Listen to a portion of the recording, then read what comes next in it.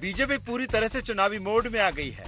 BJP का केंद्रीय नेतृत्व मिशन 23 और 2024 में विजय का पताका फहराने की रणनीति पर चल रहा है। पीएम मोदी खुद इसको लेकर अभी से सक्रिय हो गए हैं। इसी रणनीति के तहत पीएम मोदी छत्तीसगढ़ दौरे पर पहुंचे, जहां उन्होंने सूबे को करोड़ों रुपए की सौगात दी। वहीं भ्रष्टाचार, धान खरीदी, शराब घोटाले को लेकर कांग्रेस पर महाप्रहार किया। पीएम मोदी ने कहा कि पंजा छत्तीसगढ़ के विकास में बड़ी दीवार है। मोदी ने भूपेश सरकार को कांग्रेस के करप्शन का मॉडल बताया। पीएम मोदी ने कहा कि कांग्रेस के लिए छत्तीसगढ़ एटीएम की तरह है। मोदी ने शराब घोटाले पर भी कांग्रेस को निशाने पर लिया। उन्होंने कांग्रेस को घोषणा पत्र की याद भी दिलाई। पीएम मोदी ने कहा कि कांग्रेस घोषणा पत्र से दूर है। कांग्रेस ने गंगा की झूठी कसम खाने का पाप किया है। अब बदलाव की आवाज गूंज रही है।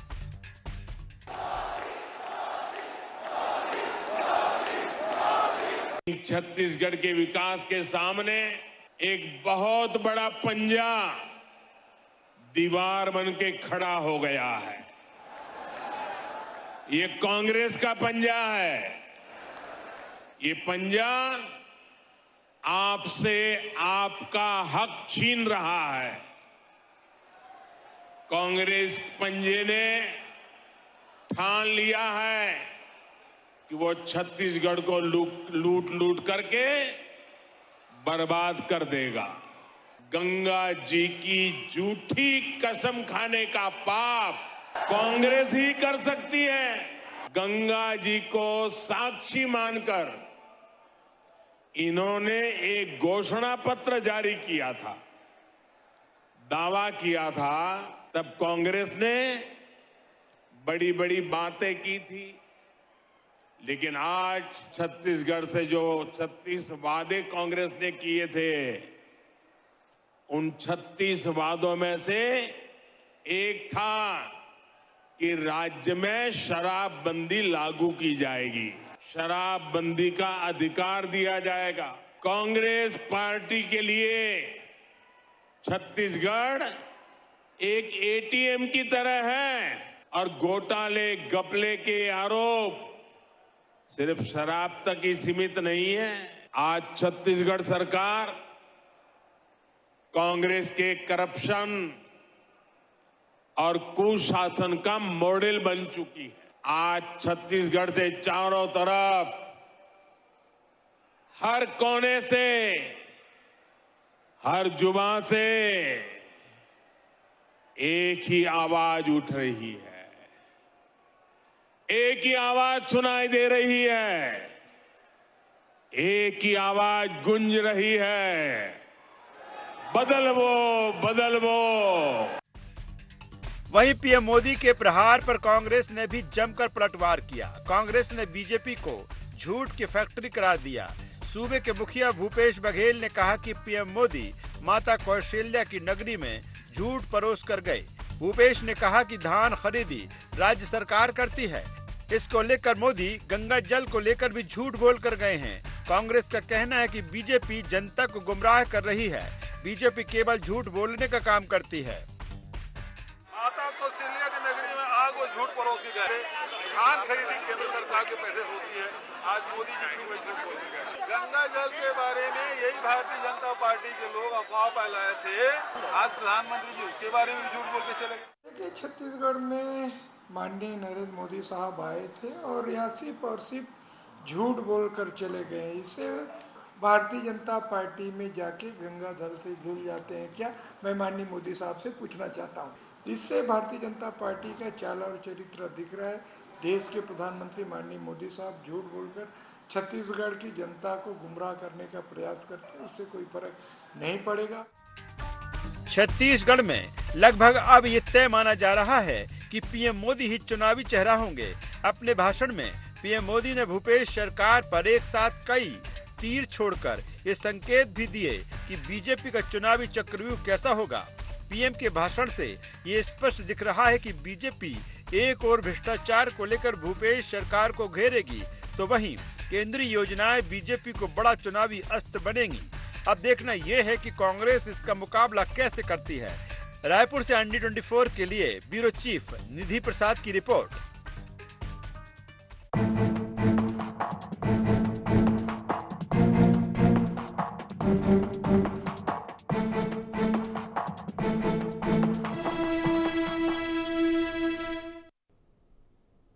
गुहार छत्तीसगढ़ 2023 का मोदी मंत्र में आपका स्वागत है। मैं हूं राजेश सक्सेना। आज इसी मसले पर हम चर्चा करेंगे, लेकिन उससे पहले देख लेते हैं गुहार पॉइंट्स। क्या छत्तीसगढ़ में चुनावी बिगुल फूंक गए मोदी? क्या 2023 के चुनाव का मंत्र दे गए पीएम नरेंद्र मोदी? क्या करप्शन को लेकर भूपेश सरकार को घेरेगी भारतीय जनता पार्टी? क्या भूपेश वर्सेस मोदी होगी 2023 की छत्तीसगढ़ में चुनावी लड़ाई? तो जिस तरह से देश के प्रधानमंत्री नरेंद्र मोदी छत्तीसगढ़ दौरे पर रहे और रायपुर में जिस तरह से उन्होंने हुंकार भरी और प्रदेश की भूपेश बघेल सरकार पर जमकर हमला बोला, जिस तरह से पीएम मोदी का संबोधन था उसमें पूरा जो वार था वो करप्शन को लेकर था, वो भ्रष्टाचार को लेकर था और उन्होंने एक एक करके तमाम बिंदुओं पर भूपेश बघेल सरकार को घेरा। ये भी कहा कि जब 2018 विधानसभा चुनाव में आपने जो विजन डॉक्यूमेंट्स रखा था, जो वादे आपने छत्तीसगढ़ की जनता से किए थे, वो आपने पूरे नहीं हुए। दूसरी तरफ अगर हम भूपेश सरकार की बात करें, सीएम भूपेश बघेल की बात करें, अन्य नेताओं की बात करें, तो सभी का जिस तरह से वार के बाद पलटवार था, सभी ने ये कहा कि जो कुछ पीएम नरेंद्र मोदी बोल कर गए हैं वो सिर्फ झूठ है, झूठ का पुलिंदा है, इससे ज़्यादा कुछ नहीं। लेकिन इतना ज़रूर है कि पीएम नरेंद्र मोदी छत्तीसगढ़ के अपने बीजेपी नेताओं को मंत्र दे गए, ऊर्जा दे गए, उत्साह दे गए और 2023 में किस तरह से चुनाव लड़ा जाएगा इसको लेकर एक विजन अपने नेताओं को लेकर गए हैं। आज इसी मसले पर हम बातचीत करेंगे, चर्चा करेंगे। चर्चा शुरू करें उससे पहले अपने मेहमानों से आपका तारुफ करा देते हैं, परिचय करा देते हैं, फिर इस चर्चा को, इस डिबेट को हम आगे बढ़ाएंगे। 3 मेहमान हमारे साथ इस चर्चा में हैं। हमारे साथ में है अमित श्रीवास्तव जी, प्रदेश प्रवक्ता कांग्रेस। स्वागत करूंगा आपका अमित जी। हमारे साथ में है मुकेश शर्मा साहब, प्रदेश प्रवक्ता भारतीय जनता पार्टी। मुकेश जी आपका स्वागत है। और राजनीतिक विश्लेषक वरिष्ठ पत्रकार उचित शर्मा जी हमारे साथ में। उचित जी मैं आपका भी स्वागत करता हूं। अमित जी सीधे मैं आपके पास में आता हूं। बहुत दिनों से बात आती रही कांग्रेस की तरफ से कि इनके पास छत्तीसगढ़ में कोई चेहरा नहीं है, लेकिन क्या माना जाए ये क्लियर हो गया छत्तीसगढ़ में कि चेहरा कौन होगा? अब लड़ाई आपकी कांग्रेस की किससे है? जी देखिए, कांग्रेस की लड़ाई निश्चित तौर पे भाजपा की पूर्ववर्ती सरकार की 15 साल का जो कुशासन था, कट कमीशन और करप्शन था, उससे लड़ाई है। और लगातार जिस प्रकार से आपने देखा कि ये जो आरोप आज लगा के प्रधानमंत्री जी ने जो अपनी बातों को रखा, निश्चित तौर पे प्रधानमंत्री जी आज आए थे और हम सब ने उनका स्वागत किया। देश के प्रधानमंत्री हैं और छत्तीसगढ़ की पावन धरा में, माता कौशल्या की नगरी में और मेरे आराध्य प्रभु श्री राम जी के ननिहाल में उनका हम सब ने दिल खोल के स्वागत भी किया। और रही बात, तो आपको बता दूं कि जिस प्रकार से आज पीएम साहब का छत्तीसगढ़ का दौरा था, मुझे लगता है ये चुनावी संकनात था और हमें तो उम्मीद थी कि सौगातों की झड़ियां प्रधानमंत्री जी निश्चित तौर पे लगाएंगे, क्योंकि इन 4.5 सालों बाद वो छत्तीसगढ़ आए थे। जैसा रमन सिंह जी ने आज स्टेटमेंट भी दिया था कि 4.5 सालों बाद प्रधानमंत्री जी आ रहे हैं, हम सब उनका स्वागत करते हैं। तो मुझे लगता है एक चुनावी जो संकनात यहाँ पर हुआ है, तो जंग का आगाज निश्चित तौर पे लोकतांत्रिक प्रक्रिया से तो मुझे ऐसा लगता है कि आज चालू हो गया है। लेकिन बहुत सारे प्रश्न हमने किए थे उन एक प्रश्नों का भी जवाब हमें नहीं मिला। खैर, दिक्कत इसलिए भी नहीं है कि 9 सालों से प्रधानमंत्री जी ने कभी भी अपने मन की बात की, जनता की बात तो उन्होंने नहीं की। लोकतंत्र के चौथे स्तंभ से भी हमेशा वो दूर रहे, तो हमें उम्मीद कम थी कि हमारे सवालों का वो जवाब भी देंगे। रही बात, बहुत सारे प्रश्न उन्होंने किया। एक जो अहम भ्रष्टाचार पे मैं आप बताना चाहता हूं कि उन्होंने कहा मोदी भ्रष्टाचार की कार्रवाई की गारंटी है। ठीक है साहब, हम मान लेते हैं आप गारंटी हैं, अगर आप कह रहे हैं आप देश के सर्वोच्च पद पे बैठे हुक्मरान है तो हम आपकी बातों को मान लेते हैं। लेकिन प्रश्न, एक जिज्ञासा होती है मन में कि अगर आपका नाम भ्रष्टाचारियों पर कार्रवाई की गारंटी है तो माफ करिएगा, नीरव मोदी, ललित मोदी और मेहुल चोकसी पे आप पे कार्रवाई क्यों नहीं की? अब रही बात, दूसरी बात आपके माध्यम से कहता हूं, एक बात उन्होंने की, सिर्फ पिन पॉइंट उठा देता हूं राजेश जी, अगर आप विद योर परमिशन। उन्होंने कहा कर किसानों की मदद बीजेपी की असली गारंटी है। तो वो दृश्य भी हमने नहीं भूला है कि उन्होंने किसानों की आय दुगनी करने की बात की थी, लागत दुगनी कर दिए, 2022 भी निकल गया। उसके बाद 3 काले कानून उन्होंने किसानों के लाए थे, जिसे समझने में किसान भाइयों को 3 मिनट लगा था, और मोदी जी और उनकी सरकार को समझने में 703 जान चले गई। उसके बाद उनको समझ में आया और उस बिल को उन्होंने वापस लिया। मतलब आज आप देखिए कि जिस प्रकार से मैंने कहा ना कि आज उनका टेलीप्रॉम्प्टर है, मुझको लगता है फिर धोखा दे गया, या बीजेपी के नेताओं ने ठीक ढंग से उन्हें समझाया नहीं कि क्या कहना है। देखिए, उन्होंने कहा कि हम जो गंगा जल की झूठी कसम खाई, हमने गंगा जल को हाथ में लेके कसम खाई थी कि किसानों की कर्ज माफी करेंगे 10 दिनों में, हमने 2 घंटे में कर दिया। तो हमने गलत कसम कहाँ खाई? मतलब कहीं ना कहीं शोभनी बात। इतने चलिए अमित जी, आता हूं आपके पास, मुकेश जी के पास में आ जाता हूं जी। सब सोच समझ के बोलना चाहिए। मुकेश शर्मा साहब बड़े गरिमामय पद में बैठे हैं। मुकेश शर्मा साहब, एजेंडा मिल गया छत्तीसगढ़ के प्रदेश नेतृत्व को कि कैसे अब चुनाव लड़ना है? जी, निश्चित रूप से भारतीय जनता पार्टी छत्तीसगढ़ में काफी समय से यहाँ जो भ्रष्टाचार चल रहा है उसको लेके आवाज उठाती रही है। आज प्रधानमंत्री जी ने भी आज के अपने भाषण में कहा है कि छत्तीसगढ़ प्रदेश जो है विकास को अवरोध करके लगातार भ्रष्टाचार में लगी हुई है। छत्तीसगढ़ का पैसा चुनावी कार्य के लिए पूरे देश के अनेक प्रदेशों में जाता है।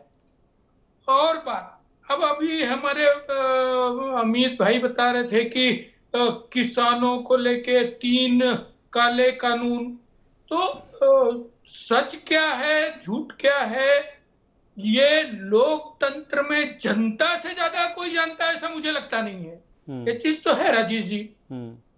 लेकिन आप कह रहे हैं कि जनता से ज्यादा कुछ कोई नहीं जानता, लेकिन देश के प्रधानमंत्री नरेंद्र मोदी ये जिस तरह से जो चीजें कह के गए हैं, कांग्रेस कह रही है कि ये झूठ के सिवा कुछ नहीं है। हाँ, 2 मिनट में और आपको बता दूं, उसके बाद चुनाव हुआ, उत्तर प्रदेश में हुआ, जिस क्षेत्र में इन लोग आंदोलन कर रहे थे उसमें सबसे बड़ा प्रदेश है। वहां के जनता का पूरा आशीर्वाद, किसानों का पूरा आशीर्वाद। यदि देश में 80% किसान है तो उत्तर प्रदेश में भी 80% किसान है। इस दृष्टि से मैं छत्तीसगढ़ पे वापस छत्तीसगढ़ पे आ जाता हूँ। 1 मिनट, हाँ राजेश मुकेश जी, छत्तीसगढ़ पे आ जाता जी। चलिए छत्तीसगढ़ की बात करते हैं। मैं ये कहता हूँ मेरा सवाल इस बात को लेकर है कि अब ये तय माना जाए भारतीय जनता पार्टी की तरफ से कि केंद्रीय नेतृत्व ही चुनाव लड़ेगा। पहले केंद्रीय गृह मंत्री अमित शाह आए, फिर देश के प्रधानमंत्री नरेंद्र मोदी जी आए, तो अब मान लिया जाए कि केंद्रीय नेतृत्व ही छत्तीसगढ़ में 2023 का विधानसभा चुनाव लड़ेगा। राजेश जी, हमारे केंद्र में नेता हैं, अनुभवी नेता हैं, जो संगठन के बाद वहां गए हैं, वो छत्तीसगढ़ में आते हैं, चुनाव की बात करते हैं। तो इसका अर्थ कौन क्या निकालता है ये मुझे नहीं मालूम, लेकिन छत्तीसगढ़ के कार्यकर्ता यहाँ के कांग्रेस की भ्रष्ट सरकार को उखाड़ फेंकने में सक्षम। चलिए, ये शर्मा जी उत्तर है। और मैं बता दूं आपको, चलिए मुकेश और राजेश जी, ये झूठ की बात कर रहे थे। अरे भाई, शराबबंदी का बात आपने किया था कि नहीं? इससे बड़ा झूठ, इससे बड़ा झूठ। अब ये इनका झूठ का, अपने झूठ को छुपाने के लिए और झूठ बोलेंगे और झूठ बोलेंगे। तो भैया ये जनता चलिए सब कुछ मुकेश जी आता हूं, दोबारा आपके पास में आऊंगा, उचित शर्मा साहब के पास में आऊंगा। उचित शर्मा साहब, किस तरह की लाइन देके गए हैं पीएम नरेंद्र मोदी 2023 के लिए? देखिए, अगर आप उनका जो उद्बोधन है अगर गौर से सुने और समझे तो उन्होंने सीधा सीधा कहा कि भ्रष्टाचार एक बड़ा मुद्दा रहेगा चुनाव पे। आप इसको समझने की तो क्या सर, जो कर्नाटक से जो चीज चली है वो अब छत्तीसगढ़ तक आ गई? हाँ, ये बात सत्य है राजेश जी, आपकी बात से मैं सहमत हूँ कि ये कहीं पे भी जो लोकल मुद्दे होने चाहिए, जो राज्य के मुद्दे होने चाहिए थे, वो अभी गौण अभी दिखाई देंगे। जो ये लड़ाई आप जो कह रहे थे सही है कि आप इसको समझिए कि राजस्थान में कंफर्ट पोजीशन में भाजपा, मध्य प्रदेश में कंफर्ट पोजीशन पे है भाजपा, लेकिन छत्तीसगढ़ में कंफर्ट पोजीशन में नहीं है भाजपा। इसलिए सारे के सारे जितने इनके शीर्ष नेतृत्व हैं, जितने इनके बड़े नेता हैं, वो यहाँ लगातार विजिट कर रहे हैं और उनकी फोकस पे है। भारतीय जनता पार्टी की छत्तीसगढ़ इकाई वैसे भी केंद्र शासित प्रदेश है, पूरी की पूरी चीज केंद्र से निर्णय लेते हैं। यहाँ के जितने भी छत्तीसगढ़ इकाई के जितने भी शीर्ष नेतृत्व है, उन जितने भी लीडरान है, उनका अभी उतना आभा मंडल इतना बड़ा नहीं है कि जो भूपेश के सामने खड़े हो सके। भूपेश इन 5 सालों में भूपेश सरकार ने भूपेश का चेहरा काफी बड़ा किया हुआ है, ये बात सत्य है।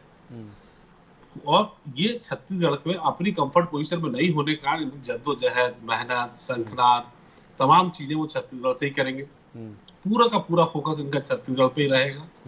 आप तो बात कर रहे हैं 2 विजिट की, मैं कर रहा हूँ पिछले 15 दिन में 4 विजिट की। राजनाथ सिंह की विजिट, नड्डा जी की विजिट, अमित शाह की विजिट, अब पीएम की विजिट, और उसके 6-8 महीने के अंदर इनके 29 मंत्रियों की विजिट भी हो चुकी है लास्ट ईयर। तो भारतीय जनता पार्टी किसी भी चुनाव को बड़ी संजीदगी से लेती है, बात सत्य है। वो महापौर के चुनाव, निगम के चुनाव में भी प्रधानमंत्री को लेकर हैदराबाद में आ जाती है, ये बात भी सत्य है। बड़ी गंभीरता के साथ वो हर चुनाव को लड़ती है। छत्तीसगढ़ खासकर वो जगह है जहां पे इन्हें अपनी सरकार फिलहाल आज की सिचुएशन में कमत्तर आंकी जा सकती है।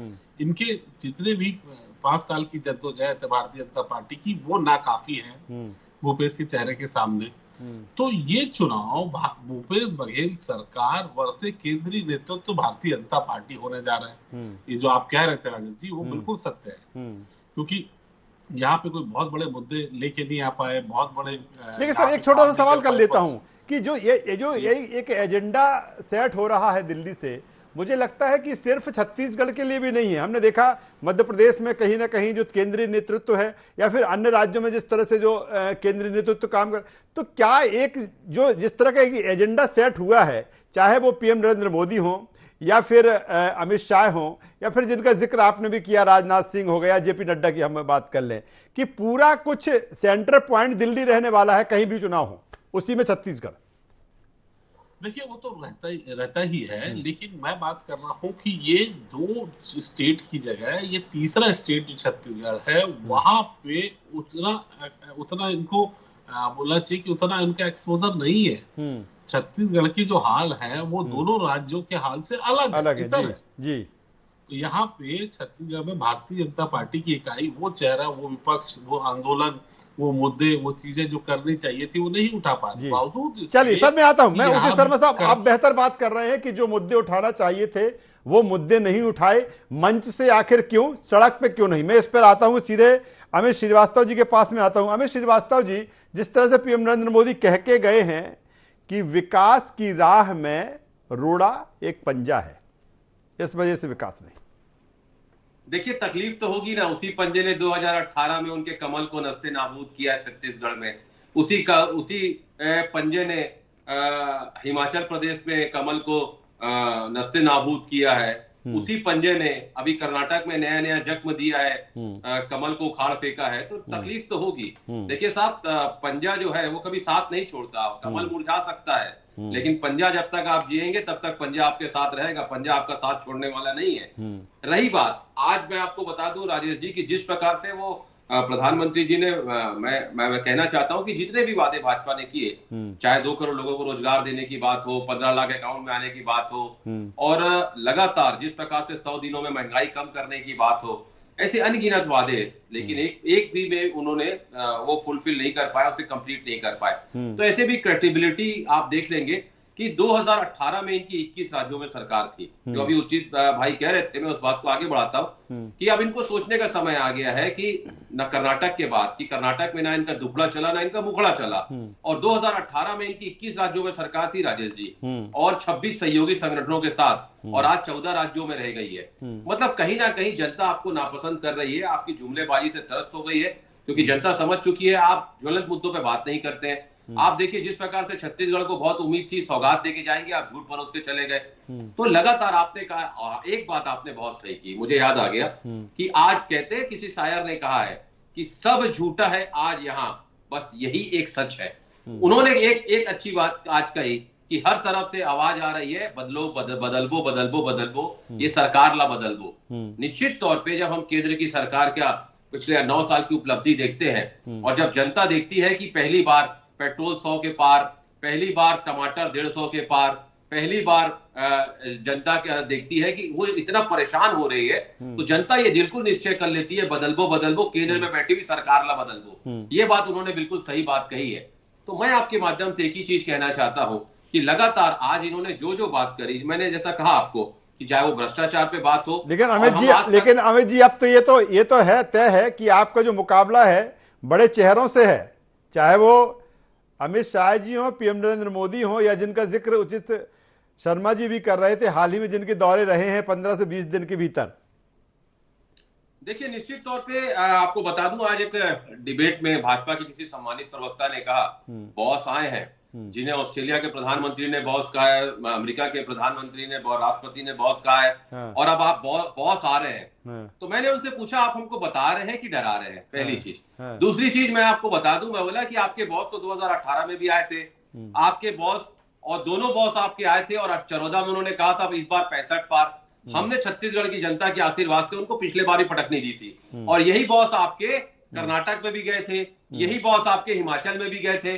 तो कम से कम हम इन आपके बॉसों के पैतरों को भली भांति जानते हैं। चलिए पैतरों से जानते हैं, और जी चलिए अमित श्रीवास्तव जी, मुकेश शर्मा जी के पास में। मुकेश शर्मा जी, सवाल अब इस बात को लेकर है, ठीक है, एक पीएम नरेंद्र मोदी जिस तरह से एक लंबी फेरहिस्त उनके हाथ में थी, और तमाम सारे करप्शन के आरोप आपने प्रदेश सरकार पर लगाए, ठीक है, लंबे समय से आपके साथ आपके पास में ये मुद्दे रहे हैं, लेकिन एक बड़ा आंदोलन बीजेपी को जिस तरह से खड़ा करना चाहिए वो खड़ा नहीं कर पाए, ये एक समस्या आपके प्रदेश नेतृत्व में रही है, और यही कारण है कि अब केंद्रीय नेतृत्व को आना पड़ रहा।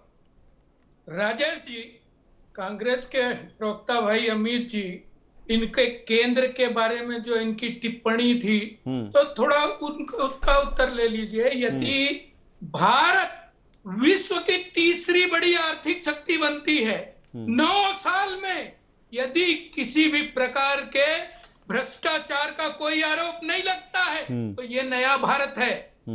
पड़ोसी यदि यहाँ पे हस्तक्षेप करते हैं तो उसके घर में घुस के मारते हैं, तो ये नया भारत है। और सुन लीजिए, उचित जी बहुत सम्माननीय है, मैं उनका बहुत सम्मान करता हूं, लेकिन जिस प्रदेश की जनता ने 15 साल यदि भारतीय जनता पार्टी के ऊपर में विश्वास जिताया है, और चंद आप जन घोषणा पत्र झूठ का पुलिंदा लेके, और यदि भ्रष्टाचार शिरोमणि के से बराबरी करते हैं और कहते हैं कि यहाँ कोई नहीं है, तो निश्चित रूप से हमारे यहाँ उस प्रकार के भ्रष्टाचार शिरोमणि की कमी है। और मैं आपको बता दूं, यदि शराबबंदी की बात हम पूछते हैं तो झूठ कहाँ हुआ, विकास की बात करते हैं तो कितना प्रतिशत छत्तीसगढ़ में विकास हुआ है और केंद्र का कितना पैसा उसमें लगा है, ये जरा बताएं। चलिए वक्त कम है, छोटा सा कमेंट उचित शर्मा जी से, नहीं वक्त कम है, उचित शर्मा जी से भी एक कमेंट ले लेता हूं। उचित शर्मा जी, अब ये जो लड़ाई है भूपेश वर्सेस पीएम मोदी, और दूसरा करप्शन वर्सेस डेवलपमेंट, इसकी लड़ाई है, छत्तीसगढ़ में सेट हो चुका है। उचित जी, पार्टी मैं छोटा, वक्त कम है, वक्त कम है मुकेश शर्मा साहब, वक्त कम है। उचित जी, उचित मुकेश शर्मा साहब वक्त कम है। उचित जी मुकेश शर्मा साहब जी, आप जो कह रहे हैं कि ये जो आने वाले समय में करप्शन का मुद्दा एक बहुत बड़ा मुद्दा होगा, आज उन्होंने इशारा भी जो किया है माननीय प्रधानमंत्री जी ने, तो डेफिनेटली वो उनका इशारा इस तरफ है कि जो भी करप्शन किया है, और ये एक बड़ा मुद्दा रहेगा आने वाले 2023 के चुनाव के लिए। Corruption will be the big issue.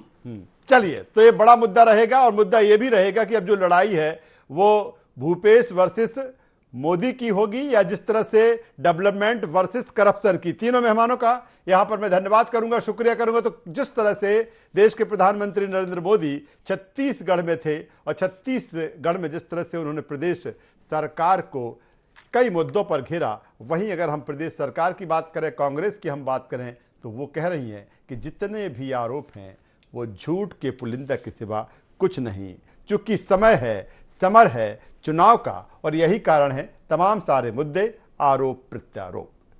गुहार छत्तीसगढ़ में बस इतना ही। ND24 पर खबरों का सिलसिला लगातार जारी है, बने रहिए हमारे साथ। नमस्कार।